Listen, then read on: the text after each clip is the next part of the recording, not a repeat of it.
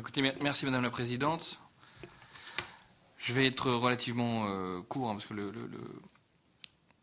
sujet est connu, c'est simplement une petite mise à jour. Donc vous savez que le cadre financier pluriannuel 2014-2020 prévoit que les actions pour l'environnement et pour le climat seront prises en compte dans l'ensemble des instruments financiers, en vertu d'une logique nouvelle dite d'intégration. Néanmoins, la Commission propose de prolonger en parallèle le programme spécifique d'instruments financiers pour l'environnement, dit LIFE, en vigueur depuis 1992. Je pense que c'est essentiel, c'est surtout lié à une nouvelle urgence, une nouvelle peut-être pas, mais en tout cas une urgence qui ne bénéficie pas de la même surface médiatique que le changement climatique et la perte de biodiversité en Europe. Je pense que c'est essentiel qu'on se donne les moyens d'enrayer le phénomène. Cette combinaison entre la logique d'intégration et un vecteur de financement spécifique est nécessaire, car ces instruments généraux de l'Union européenne ne peuvent couvrir tous les besoins en matière d'environnement et de climat. Le nouvel instrument LIFE 2014-2020 est censé à la fois dégager des moyens nouveaux pour mettre en œuvre plus uniformément et plus complètement la législation communautaire, et nous avions déjà évoqué ce point lors d'un rapport précédent que j'avais présenté sur le programme d'action environnement, permettre de mieux définir les priorités et de veiller à ce que les ressources prévues soient bien affectées à leur destination environnementale ou climatique. On touche à un petit sujet. Donner à la Commission la possibilité d'intervenir plus efficacement que les États membres quand on a un sujet qui peut toucher parfois différentes régions, notamment situées dans un même bassin, mais dans différents États membres. Ensuite, offrir une plateforme pour les échanges d'expériences et la mise au point des meilleures pratiques. Augmenter la visibilité de l'action dans les domaines de l'environnement et du climat. La Commission européenne propose de décomposer LIFE en 2 sous-programmes, consacrés respectivement à l'environnement et à l'action pour le climat. Je pense que ce dernier point est aussi essentiel avec le fléchage, on va dire, de 20% dans le budget européen, la nouvelle enveloppe budgétaire consacrée aux affaires climatiques. On voit que cette logique existe aussi dans des instruments de moindre envergure. Le sous-programme environnement est organisé selon 3 priorités, environnement et efficacité des ressources, nature et biodiversité, en incluant Natura 2000, gouvernance et information environnementale. Quant au sous-programme climat, il est divisé également en 3 priorités, atténuation du changement climatique, adaptation au changement climatique et gouvernance et information en matière de changement climatique. Je pense que ce sont là 3 domaines cruciaux pour la bonne mise en place des instruments que j'espère sortiront de la COP 2015. Chacun des sous-programmes bénéficiera de sa propre ligne de crédit. Quelques 3 milliards d'euros d'enveloppe globale seront affectés aux 3 quarts à l'environnement et le quart restant sera pour l'action au climat. Plusieurs évolutions seront mises en œuvre dans l'optique d'améliorer l'efficacité de LIFE.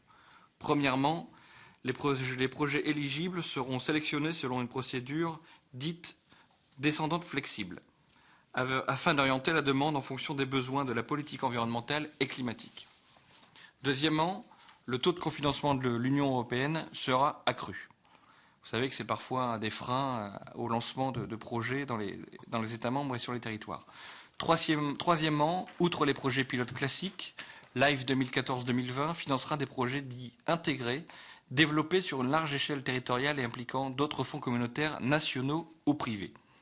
Quatrièmement, le programme LIFE couvrira tous les types de financements nécessaires pour atteindre ces objectifs et son champ d'application territoriale sera élargi aux pays tiers. On revient sur cette notion de problématique dépassant les frontières. Sous le programme LIFE+, qui est actuellement en cours et qui s'arrêtera au 31 décembre prochain, doté de 2,17 milliards d'euros, la Commission européenne opérait la sélection finale des projets en tenant compte d'un mécanisme d'allocation indicative nationale par État membre, afin d'éviter de trop grands déséquilibres dans la répartition géographique des aides. À ce titre, en 2012, la France est arrivée en 5e position pour le nombre de projets présentés, avec 43 dossiers en progressant d'une place par rapport à 2011. En 3e position pour le nombre de projets retenus, avec 14 dossiers reculant par contre d'une place par rapport à 2011.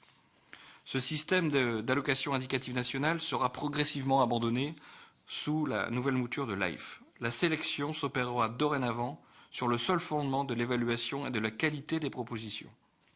À titre personnel, je trouve que c'est une très bonne démarche. Il est dès lors difficile à ce stade de prévoir les bénéfices que la France pourra retirer du programme. Je pense que c'est ce qu'on se dit plusieurs fois. On s'est dit plusieurs fois dans cette commission, il faut que la France apprenne à participer au concours ou à l'obtention de fonds sans avoir l'obligation de recevoir ce qu'on a donné. Ça améliorera, je pense, la qualité et la pertinence de nos propositions. Donc il faut savoir aussi que le taux d'exécution en France, dans cette enveloppe fixe, avait été quand même assez variable durant toute l'année. Toute la période de durée de life en cours, on est passé de 53 à 80%, 83% selon les années. Donc on se rend compte qu'il y a quand même un sujet de cohérence et de suivi sur ces propositions de projet life. Un accord sur la proposition de règlement est intervenu en trilogue, donc nous avançons bien, le 26 juin dernier, donc tout récent, à la grande satisfaction des ONG environnementales. Il doit être encore confirmé formellement par le Parlement et le Conseil dans les prochaines semaines. Compte tenu du resserrement du cadre financier pluriannuel, l'enveloppe globale allouée à LIFE a dû être revue à la baisse par rapport à la proposition initiale de la Commission. Elle devrait être néanmoins maintenue à hauteur de 3 milliards d'euros courants, soit une hausse de 40% d'augmentation par rapport à la période septennale du programme de programmation précédente. L'accord prévoit des taux de cofinancement en progression par rapport à LIFE+, différenciés selon les types de projets. 75% pour les projets habitat et espèces prioritaires, 60% pour les projets intégrés et les projets nature et biodiversité, et 55% pour les autres projets, ce qui est déjà au-dessus de la moyenne du programme précédent. L'approbation définitive de la proposition de règlement dépend, en dernier ressort, de l'adoption du cadre financier pluriannuel attendu à l'automne de cette année. La France se félicite particulièrement de ces deux orientations majeures actées dans l'accord de trilogue. D'abord, une importance singulière est accordée au projet consacré à la conservation de la nature et de la biodiversité, en vue notamment de compléter et de développer le réseau Natura 2000.